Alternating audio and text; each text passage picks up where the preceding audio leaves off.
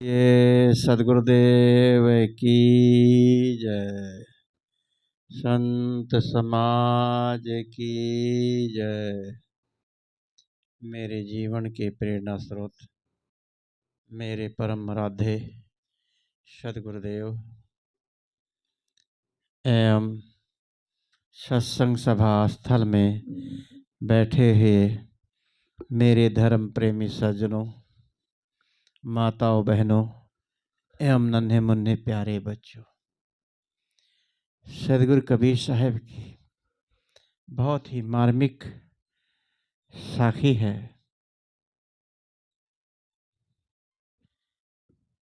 जीवन किस लिए मिला है, हम कहाँ उलझे हुए हैं, अपने को कहाँ उलझा रखा है, उस पर सदगुरु कबीर साहब एक साखी पर थोड़ा विचार कहा है। जइया जन्म मुक्ता हथा, तहिया हथा न कोई, छठी तुम्हारी हो जगह, तू कहाँ गया बिगोए। जइया जन्म मुक्ता हथा, ये जन्म मुक्त था, ये जीव मुक्त था, मोक्ष धाम में था। जब ये जीव कभी अपने में रहता था तो ये मुक्त था, स्वतंत्र था, कोई इसके ऊपर बंधन नहीं था। तो इसके अंदर झूठे अहंकार जब जग जाता है, जब झूठा अहंकार अंदर जग जाता है, अपने को खो देता है, तभी उसने कहा तू कहाँ चला बिगोए। जब तक जीव मानव शरीर में आता है तब तक समझ लो मानो ये मोक्ष धाम में आया है, मोक्ष करने के लिए आया है, अपना कल्याण करने के लिए आया है। ये जीवन जो मिला है स्वतंत्र धाम है। स्वतंत्र की मनुष्य जो चाहे वो कर सकता है, अपने जीवन का कल्याण कर सकता है, चाहे अपने जीवन को नरक बना सकता है। ये जीवन स्वतंत्र धाम है, लेकिन इसमें हम अपने मन के बस में, मन है छठा हमारा और 5 है हमारी इंद्रियां, जो स्वाद लेती है। जैसे कि आँख, नाक, कान, त्वचा, इन जो बताया जाता है, बार बार पहले भी इसको कहा है, कभी भी कोई पूछ सकता है, आप लोग प्रवचन सुनते हो तो कुछ चीज़ों को दिमाग में बैठाना चाहिए कि क्या कहा जा रहा है। 5 चीज़ें क्या हैं हमारे अंदर, 5 तो तत्व भी हैं और 5 हमारी ज्ञान इंद्रियां हैं। 5 तत्व और ज्ञान इंद्रियां 5, और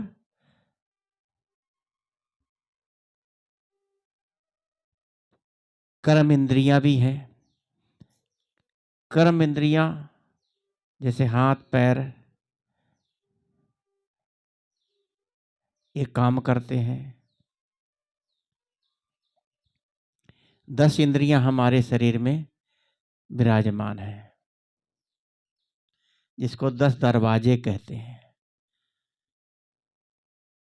10 द्वारे का पिंजड़ा, तामे पंछी मौन, रहबे का अचरज जात अचंभा कौन। यह सदगुरु कहते हैं कि 10 दरवाजे का पिंजड़ा जिसमें पक्षी बैठा हो और 10-20 साल तक बैठा रहे, दरवाजा खुला रहे, 50-100 साल तक, आश्चर्य लगता है इतने दरवाजे फिर उड़ के नहीं गया। ये जीव रूपी पक्षी इस 10 दरवाजे के अंदर बैठा है।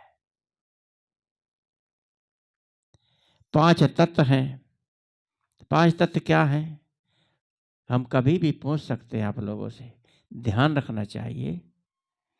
5 तत्व हमारे शरीर से जिससे बना है, ये तत्वचारी कहे जाते हैं। 5वां एक अलग से इसके साथ ज्ञान तत्व को बोला गया है। ज्ञान भी तत्व में जोड़ दिया, लेकिन तत्व कहते हैं कोई जड़ पदार्थ को। जड़ पदार्थ जैसे कि आग, पानी, मिट्टी और हवा, ये 4 चीजें हैं। ये सब हम लोग जानते हैं कि बिना पानी के नहीं रह सकते। शरीर में पानी भी है। शरीर से अंदाजा लगा लिया करो कि हमारे शरीर में क्या क्या मेन चीजें हैं। मिट्टी मेरे शरीर है, पिंड है, ये मिट्टी तो है। जब इस दिन शरीर छूट जाता है मिट्टी में मिल जाता है। तो मिट्टी धरती है, ये मिट्टी। और शरीर के अंदर यदि आग नहीं रहेगी, तपन नहीं रहेगी और टेम्परेचर नहीं रहता तो शरीर ठंडा हो जाता। डॉक्टर कहते हैं कि डेड हो गया। तो अंदर हमारे अग्नि भी है।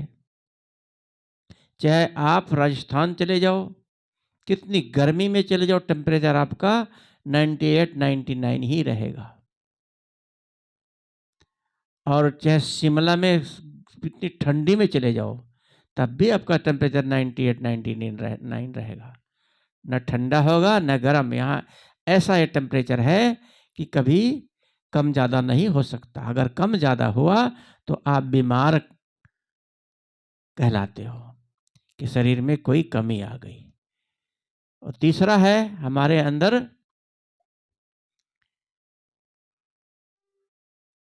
जो हवा के बिना सांस नहीं ले सकते। सांस नहीं लेंगे, अगर कमरा बंद कर दिया जाए घुटन हो जाएगी। या कहीं भी जहाँ हवा का प्रकाश ना हो, हवा ना हो, प्रकाश ना हो, तो वहां पर आदमी जीवित नहीं रह सकता। चंद्रमा में न तो वहां हवा है और प्रकाश तो है, लेकिन हवा नहीं है।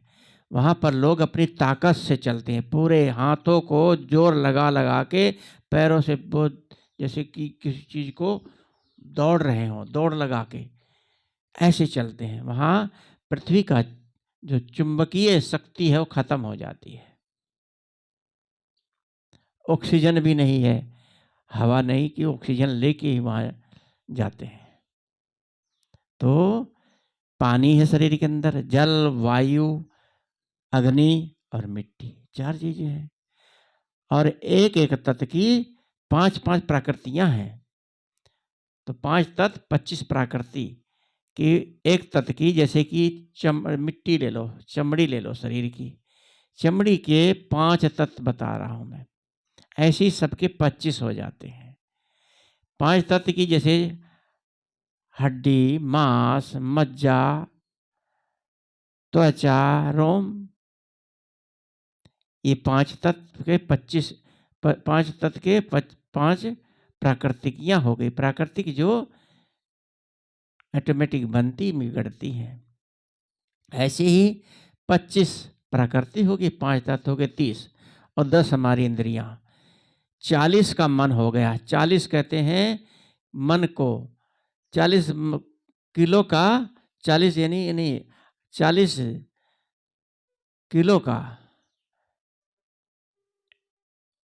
एक मन होता है। 5 किलो का 1 धड़ी और 48 किलो का 8 धड़ी। मन, एक मन हो गया। तो 40 किलो का मन। ऐसे ही हमारे अंदर 40 शक्तियां हैं। 40 शक्तियां कौन सी? ये 5 तत्व, 25 प्रकृति और 10 इंद्रियां, ये 40 हो गई। जिसको 40 की पावर मिल जाए उसको, उसे जीत सकता है कोई? मन को इन 40 शक्तियों की पावर है, तभी तो मन कब्जे में नहीं आता। आँख कहती है, ये भी सदगुरु कबीर साहब ने कहा कि 5 झूठा एक नारी, कि एक नारी ये आत्मा, इसके 5 पुत्र हैं। 5 पुत्र, आँख है, कान है, नाक है, जीभ है, त्वचा है, शब्द स्पर्श रूप रस गंध। शब्द स्पर्श रूप रस और गंध। आंख देखने को मांगती है, कान सुनने को मांगता है, और स्पर्श करने के लिए हम मांगते हैं, छूने में, छू करके आनंद मानते हैं, प्यार मांगते हैं, प्रेम करते हैं, स्पर्श करते हैं, गले लगते हैं। लेकिन स्पर्श कितनी देर रहता है? मिनट तक। अगर किसी से बहुत प्यार हो, लड़का लड़की का भी प्यार होता है, तो कितनी देर मिलते हैं? 5 मिनट, 10 मिनट, 15 मिनट। पूरा पूरा दिन कहाँ लिपटा जा सकता है? गंदगी आने लगेगी, पसीना पसीना हो जाएगा, बुरा हाल हो जाएगा। तो इसमें किसी में आनंद नहीं है, ये सिर्फ मन का वहम है। तो ऐसे ही नाक सूंघने को मांगती है, जिसके ऐसे 5 बेटे ऐसे हों, अलग अलग न्यारो न्यारो भोजन मांगे, ये तो अधिक स्वादी। 5 झूठा एक नारी, न्यारो न्यारो भोजन मांगे, ये तो अधिक स्वादी। अलग अलग भोजन मांगते हैं, तो आत्मा कितनी परेशान हो जाएगी। किस किस का ध्यान देगी? और ये इसके पीछे इनसे छठा है मन। 5 हमारी ये ज्ञान इंद्रिय हो गई, और छठा हो गया मन। और छठा मन जो होता है, छठे मन के चक्कर में आके इसी अहंकार में हम लोग डूब जाते हैं। इसको इन्हीं का संस्कार, विषयों का संस्कार जब मिल जाता है, तो ये मन जो है इसी में मोहित हो जाता है। 5 विषयों से, इंद्रियों से जहाँ हमें संस्कार इकट्ठा होता है, उसे कहते हैं संबंध को मन। मन से ही ये छठा मन है, इसी से हमारे अंदर कुछ न कुछ उठता रहता है। मन कहीं कुछ कहता है, चलो कहीं घूमने जाएं, चलो कुछ सुनते हैं, चलो नाचते हैं, अच्छे अच्छे डांस करते हैं, गाना बजाते हैं, और कोई बढ़िया भोजन खाने का मन करा, भाई आज तो हलवा पूड़ी बनाओ, आज मौसम बढ़िया है, पकौड़ी बना लो। मन क्या क्या करवाता है, और ये मन खाता नहीं है। जीभ मांगती है, मन कहता है, तो स्वाद जीभ मांग रही ना। आंख देखने को मांगती है, ये मन ही, हमारी इंद्रियों से ही हमारा मन बन जाता है। हमारे मन में अहंकार जम जाता है, किसी से राग द्वेष कर लेते हैं, किसी से लड़ाई झगड़ा कर लेते हैं, किसी ने मान किया, सम्मान किया, अपमान किया, दुखी हो जाते हैं। ये मानव शरीर में आए हैं, तो ये मुक्ति का धाम है। हम आ करके अहंकार में भटक जाते हैं। ये मुक्ति का धाम है, इसी में ही हम अपना कल्याण कर सकते हैं।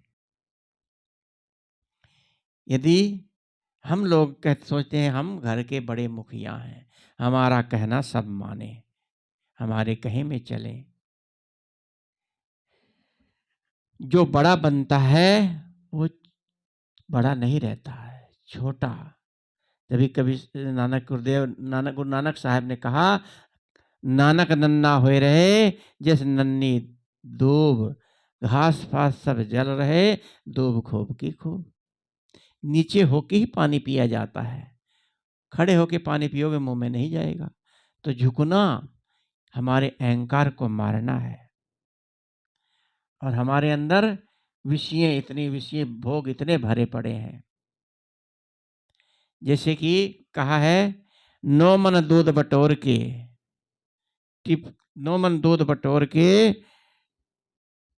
टिपके किया विनाश, दूध फाड़ कांजी भया, हुआ घृत का नाश। 9 मन दूध, चाहे क्विंटल दूध हो, 9 मन एक गिनती होती है, 1 2 3 4 5 6 7 8 9, 9 के बाद कोई गिनती है ही नहीं, इसलिए हर जगह 9 का प्रयोग किया जाता है। 9 मन न तेल होगा न राधा नाचेगी, एक कहावत है। यानी चाहे क्विंटल दूध हो, उसमें 1 बूंद नींबू का रस डाल दो, खटास डाल दो, वो दूध फट जाएगा, उसमें घी की मात्रा खत्म हो जाएगी, कुछ नहीं बनता। बनेगा तो पनीर बनेगा, लेकिन दूध की शक्ति खत्म हो गई। ऐसे हमारे मन के अंदर विषयों की खटास, अहंकार, राग द्वेष, इन सब चीजों में हमारे अंदर अहंकार जग जाता है। यही है मानव में और अन्य प्राणियों में अंतर। जानवर होते हैं, जानवर को हम हाँक दें हक जाते हैं, बांध दे बंध जाते हैं, लेकिन मनुष्य कैसा जानवर है, इसको थोड़ा सा कुछ किसी ने कह दिया तो हक गया। किसी ने मेरे को ऐसा क्यों कहा, ऐसा नहीं कहना चाहिए, तो उसकी बात का बुरा मान लेता है, तो हक गया ना। ऐसे ही हमें किसी के कहने पर आकर के बातों का बुरा नहीं मानना चाहिए।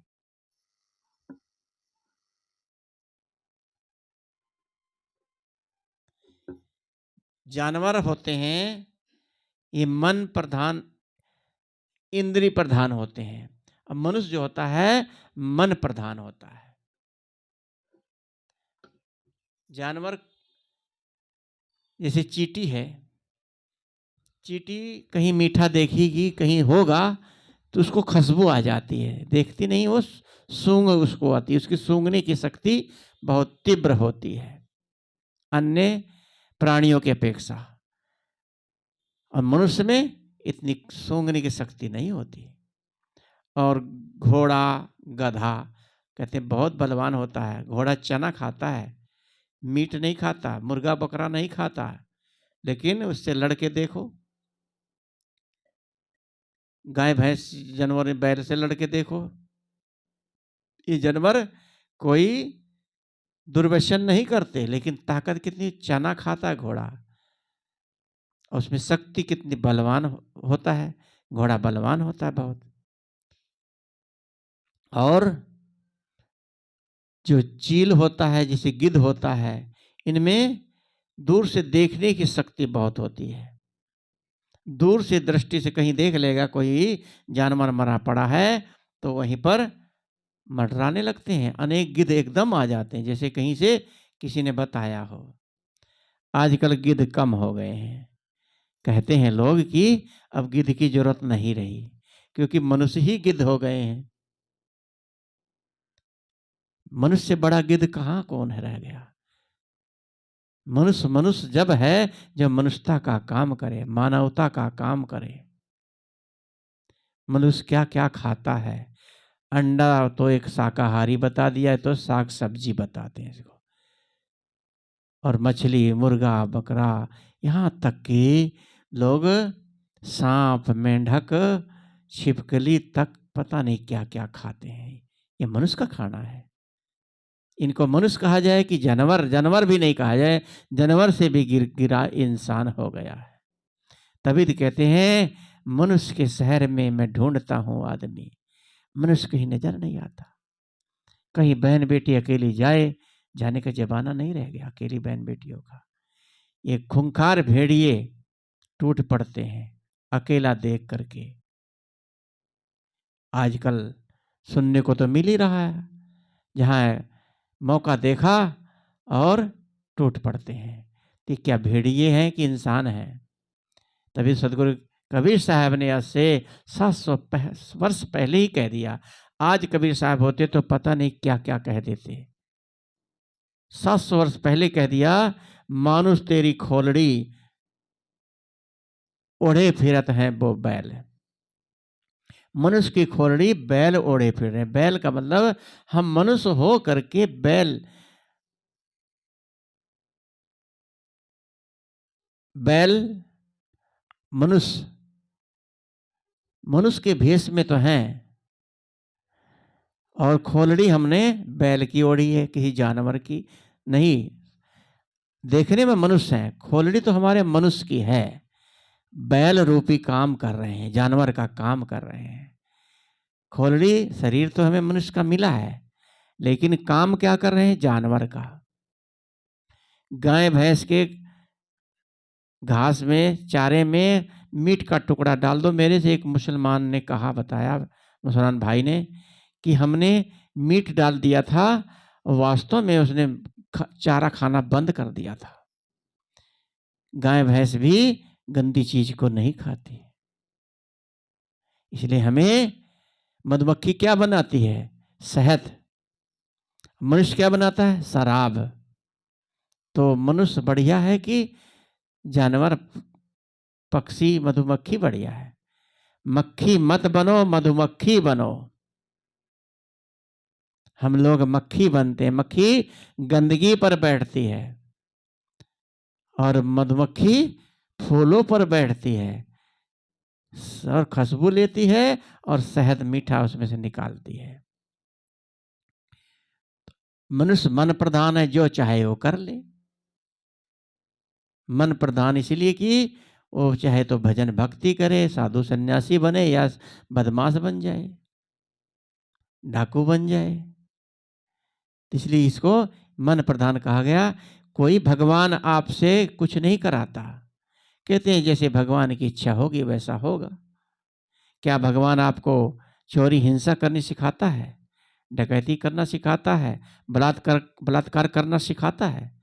गलत काम कौन करता है? भगवान।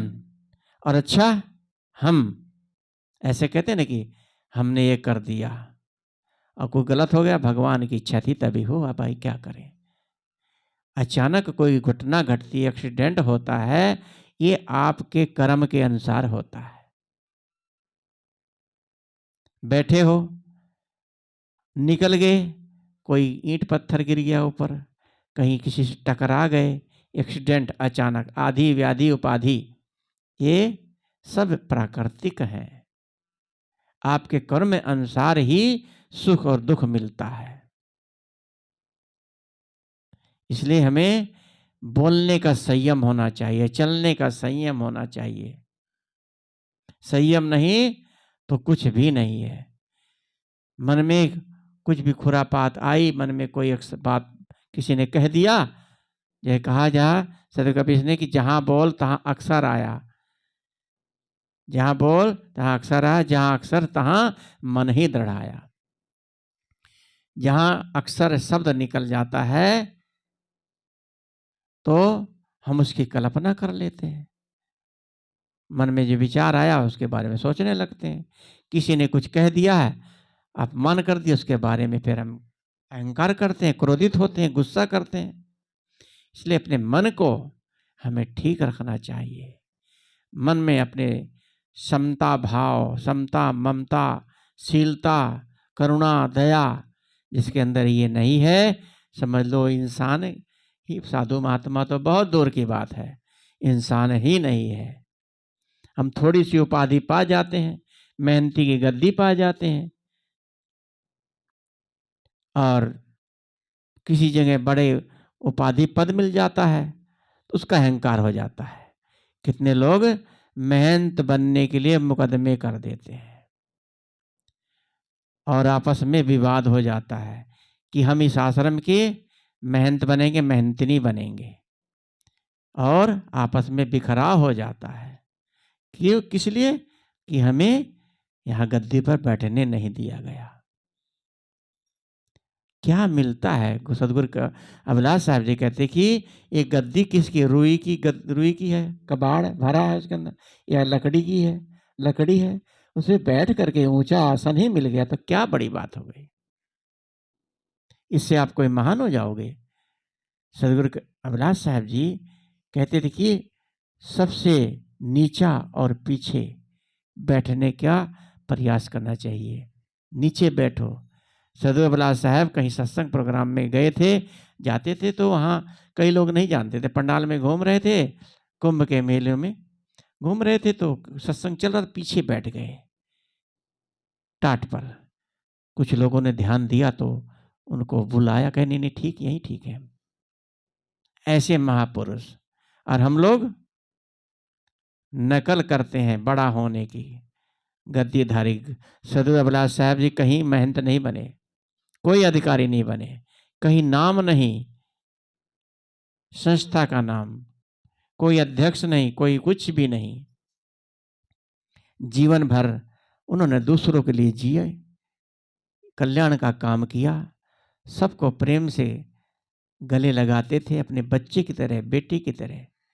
और जितने शिष्य होते थे उनको शिष्य नहीं कहते थे, मेरे साथी, हमारे साथी, ऐसे बोलते थे।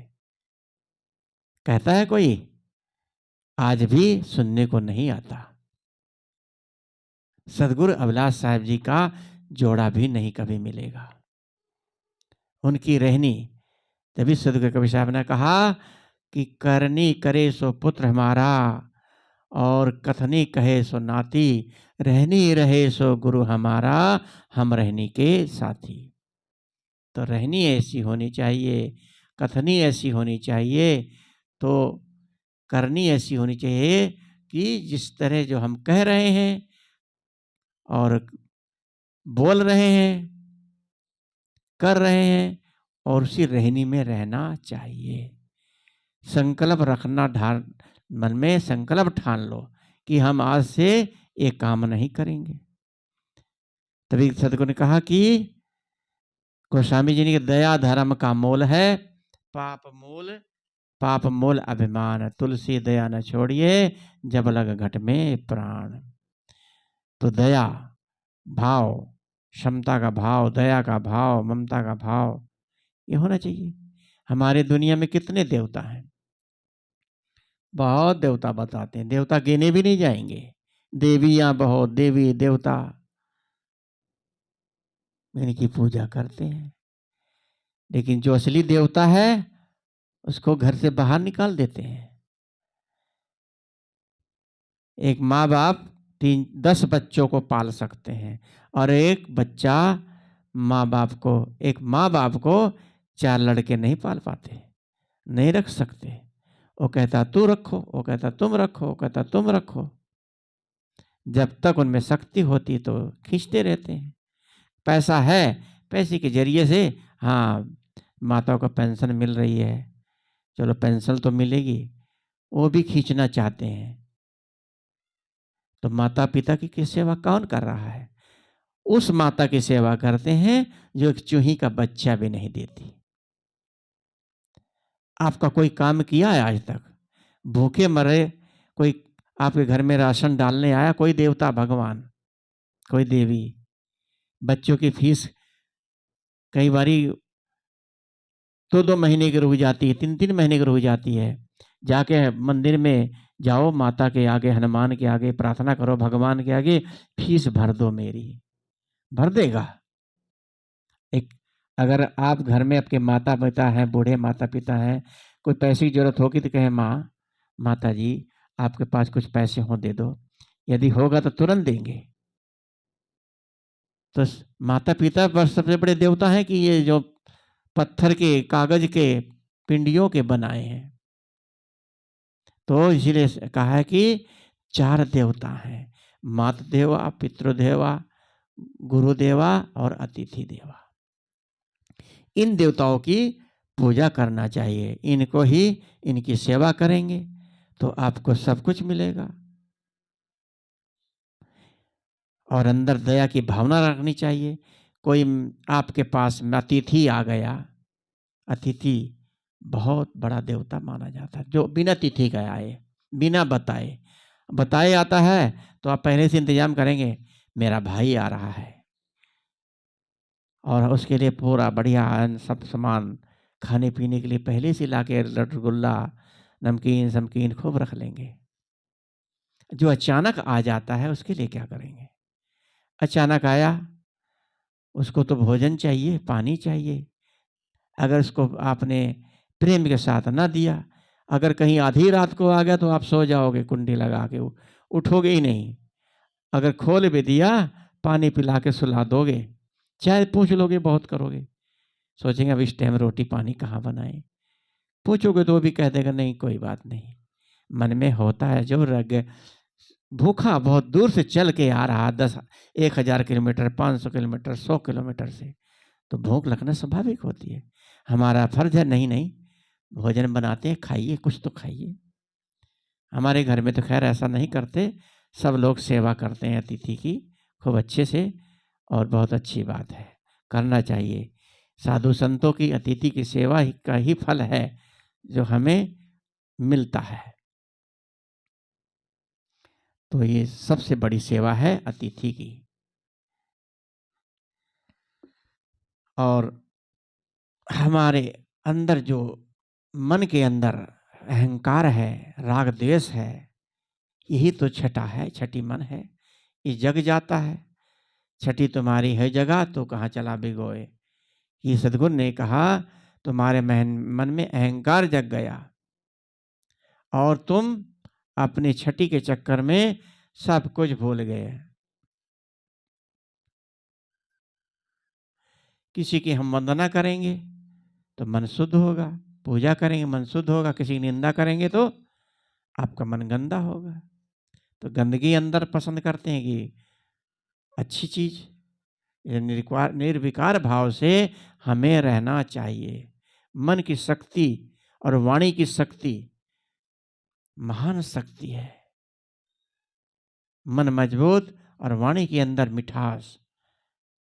कितने लोग इतने मीठे बोलते हैं लेकिन अंदर से भी मीठा हो, बाहर से मीठा हो, मीठी कटारी नहीं। कितने लोग घर में तो खूब तोम तड़ाक करते हैं, गुस्सा क्रोध करते हैं, अब बाप से भी प्रेम से नहीं बोलते, बाप बेटे से, बेटा बाप से नहीं।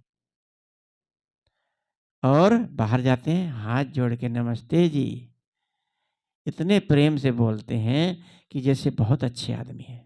स्वभाव अपना घर में भी और बाहर भी वही रखें तो लोग कहेंगे बहुत अच्छे आदमी हैं, इनके बच्चे बहुत अच्छे हैं, इनके माता पिता ने सिखाया है। तो ये संस्कार कहाँ से आता है? हमारे अंदर संस्कार होगा तो आगे बच्चे सीखेंगे। तो हमें अपने अंदर ये जानवर वाला व्यवहार नहीं होना चाहिए। अपना व्यवहार, अपना आचरण सही रखना चाहिए। भूल से भी कोई भूल ना हो। हम लोग झूठी शान में, शौकत में रात दिन पद मान सम्मान के लिए दिन रात अपने को खो रहे हैं। यहाँ मेरा कोई नहीं है, न हम किसी के हैं। यहाँ तो सब सिर्फ हम 2 दिन के लिए आए हैं, एक जन्मना एक मरना। 2 दिन की जिंदगी है, मौत कब आ जाए कोई ठिकाना नहीं। ये सब दुनिया का सब व्यवहार जितना है यहाँ सोचो। रात हम सोच रहे थे कि गहराई से सोचा कि वास्तव में सोचो यहाँ पर जब मर जाएंगे तो ये साथी जो हैं मेरे, बेटे बेटी भाई बहन, ये सब साथ में जाएंगे? कोई नहीं जाएगा ना। अकेले जाएंगे तो वहां दुख उठाएंगे तो ये मदद करने आएंगे। आपको कोई कष्ट होगा तो आपकी मदद करने आएंगे। नरक में गिरोगे तो कोई आएगा बचाने के लिए? नहीं, इनकी जगह मेरे को नरक में डाल दो। कोई भी तुम्हारा नहीं, ये सब दिखाने के लिए अपने बने हैं, अपने स्वार्थ निभाने के लिए। भाई हो, बहन हो, बेटा हो, बेटी हो, पति हो, पत्नी हो, सबके अंदर ये रहने की वजह से लगाव बन जाता है, प्यार बन जाता है, और एक दूसरे के बिना ऐसा लगता नहीं रह पाएंगे। लेकिन जब मौत सिर पर आती है वो कष्ट हमें स्वयं ही भोगना पड़ता है। हम लोग तो जिंदगी भर के लिए रिजर्वेशन करा लेते हैं, जैसे जीवन भर इसी घर में रहेंगे। ट्रेन में बैठते हैं, 24 घंटे की, 3 दिन की, 2 दिन की रिजर्वेशन होती है। जब हमारा स्टेशन आता है तो उतर जाते हैं। कितने लोग रिजर्वेशन की सीट पर लड़ाई झगड़ा करते हैं, मारपीट हो जाती है। ऐसा नहीं करना चाहिए, प्रेम के साथ सुलझ लेना चाहिए। और ये जो सी हमें वेटिंग मिल रहा है, हम लोग वेटिंग में चल रहे हैं, अपनी सीट रिजर्व कब कराएंगे? सीट जब ही मिलेगी जब पहले से रिजर्वेशन करा लोगे। देर से कराओगे बुढ़ापे में तो वेटिंग मिलेगी ना, फिर सीट अगले जन्म में मिलेगी।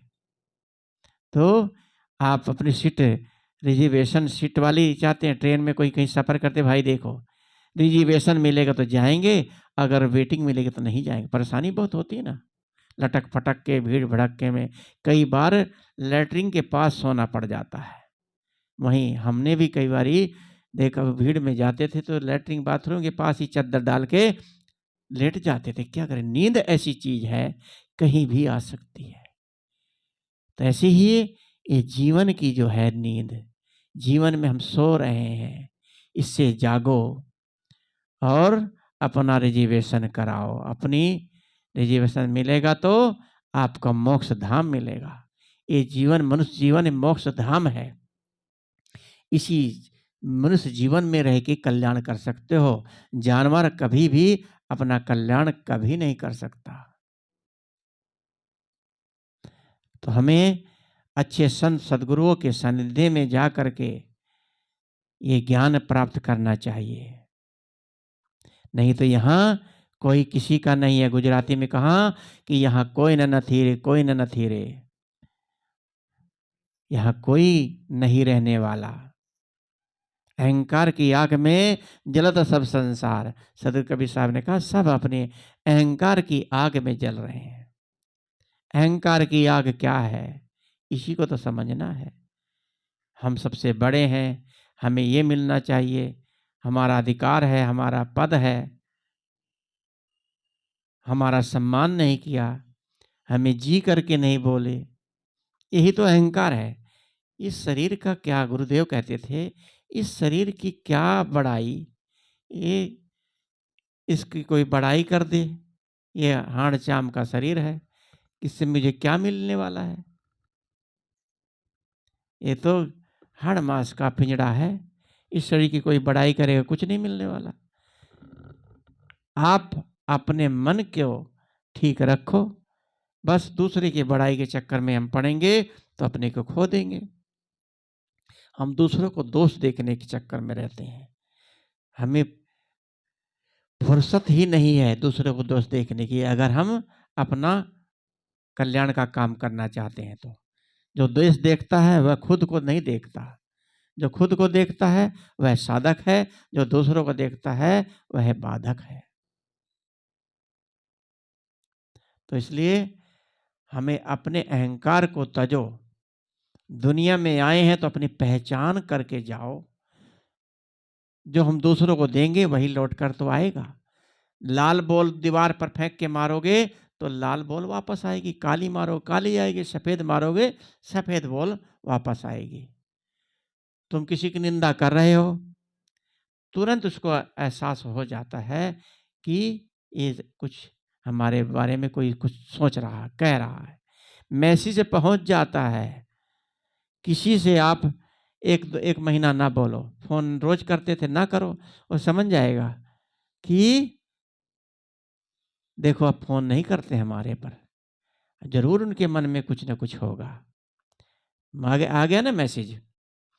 जो फोन 15 दिन में 8 दिन में करता था, 2-3 महीने तक फोन नहीं किया तो आपको मैसेज पहुंच गया कि उनके मन में हमारे प्रति प्रेम नहीं रहा, भाव नहीं रहा।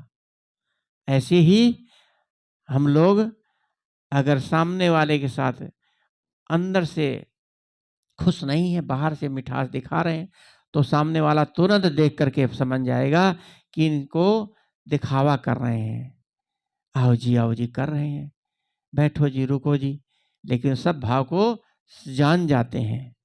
इसलिए हमें किसी के साथ नफरत का भाव नहीं करना चाहिए। ये कभी सदगुरु कबीर साहब ने कहा है कि बोया बीज बबूल का तो आम कहाँ से खाए, कबीर कमाई अपनी कभो न निष्फल जाए। बोया बीज बबूल का तो आम कहाँ से खाए। जो हम कांटा बोएंगे तो कांटा मिलेगा, फूल बोएंगे तो फूल मिलेगा। तो इसलिए अपने जीवन को हमें अच्छा बनाना है। अच्छे जीवन को बनाने के लिए हमें दूसरों के लिए अच्छा करना होगा और अपने मन को ठीक रखना होगा। यही कमाई है। गंगा में जाने से आपका मन पवित्र नहीं होगा। तीर्थ व्रत करने से, उपवास रखने से आपके अंदर इतना ज़रूर है कि हमने व्रत रखा है, लेकिन इससे कल्याण मुक्ति नहीं होगी। मन को ठीक रखने का साधन है। गंगा में स्नान करने गए, भाई तीर्थ आए, नहाने आए हैं, लेकिन इससे आपका शरीर धुल जाएगा, मन पवित्र होगा संतों के सत्संग से। यदि संतों के सत्संग में जाएंगे तभी हम मुक्ति, अपना कल्याण का काम कर पाएंगे। इसलिए सदगुरु कबीर साहब ने कहा कि छठी तुम्हारी हो जगह कि जहिया जन्म मुक्ता हता, तैया हता न कोय। छठी तुम्हारी हो जगह, तो कहाँ गया बगोय। इन्हीं शब्दों के साथ में अपनी वाणी को मैं विराम देता हूँ। बोलिए सदगुरुदेव की जय, संत समाज की जय। वंदन है जी गुरुदेव आपको।